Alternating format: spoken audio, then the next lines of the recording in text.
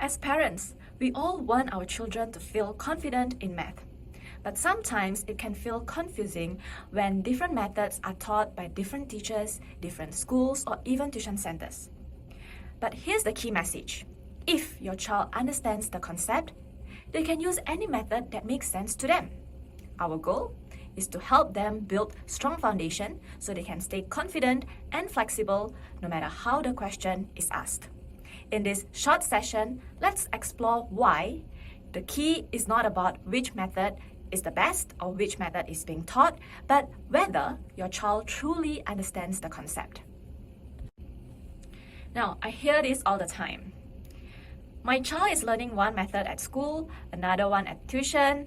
Now they are confused and don't know which one to use. That is a very valid concern among many parents.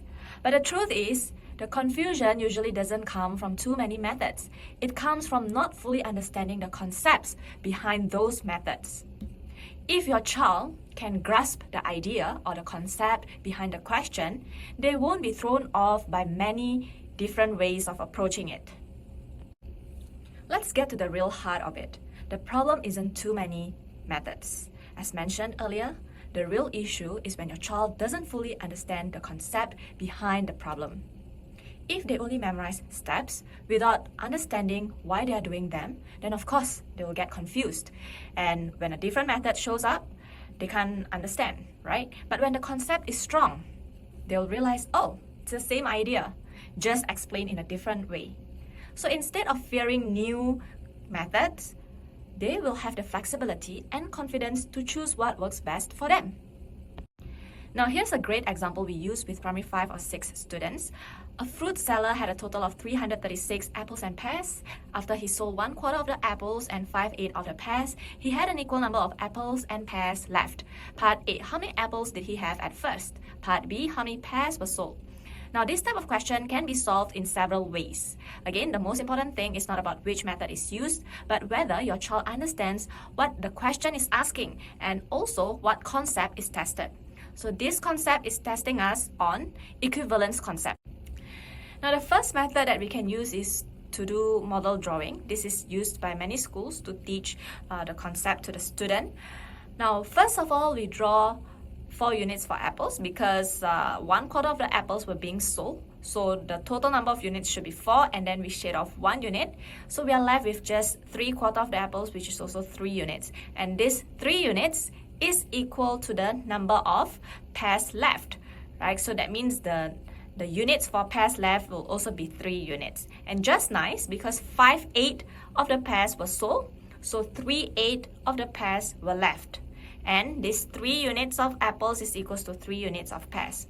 So now we go back to the question and we pick up another information, very important, which is the total number of apples and pears, which is 336. And then we go back to the model and we see that the total number of units for apples and pears are 12, right? Apples 4 units and pears 8 units.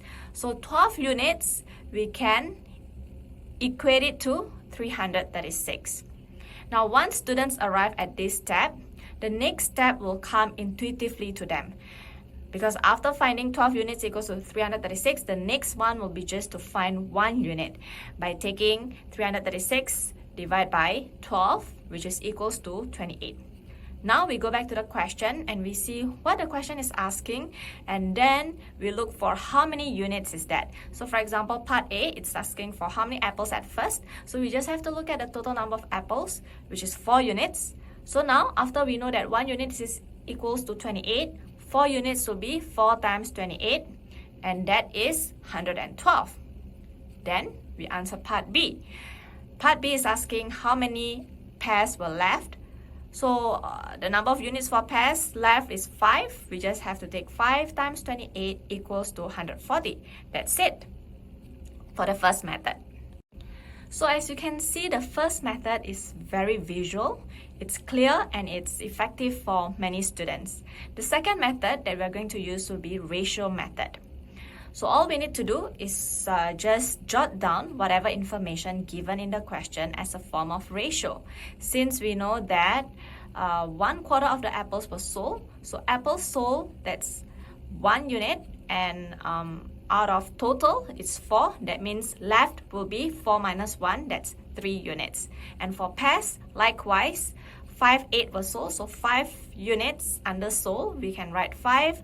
Total, there will be 8, and left will be 8 minus 5, that's 3. Ensure that the number of pears and apples left are the same, which is 3. So now we just have to do the same like what we did previously for the first method to pick out the total number of units for apples and pears, which is 12 units, and then equate it to 336, which is given in the question.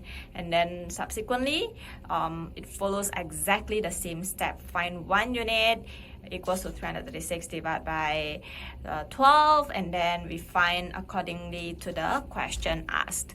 Alright, so that's for method 2, ratio method. Now method 3, which is fraction or equal numerator method, this is also doable, right? What students need to do is to just jot down information given in the question. For example, apples sold is 1/4, and then apples left will be 3/4. Right? And then pears sold is 5 out of 8. So the pears left will be, in terms of fraction, that's 3 out of 8. And because apples left is equals to the pears left, so now we pick the correct fractions, which is apples left 3/4 is equals to pears left 3/8. And this means that 3 parts of the apples is equals to 3 parts of the pears.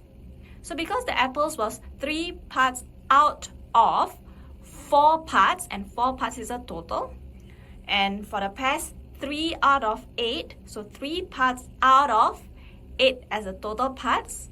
So now we know that apples has a total of 4 parts and pears has a total of 8 parts. So from there on, now we do exactly the same thing, but instead of units, we write P because P means parts, right? So because this is fraction, so we are using parts and parts to indicate each unit. So 4 parts plus 8 parts equals to 12 parts, and 12 parts, which is a total, is equals to 336. And then exactly the same method as previous 2 methods.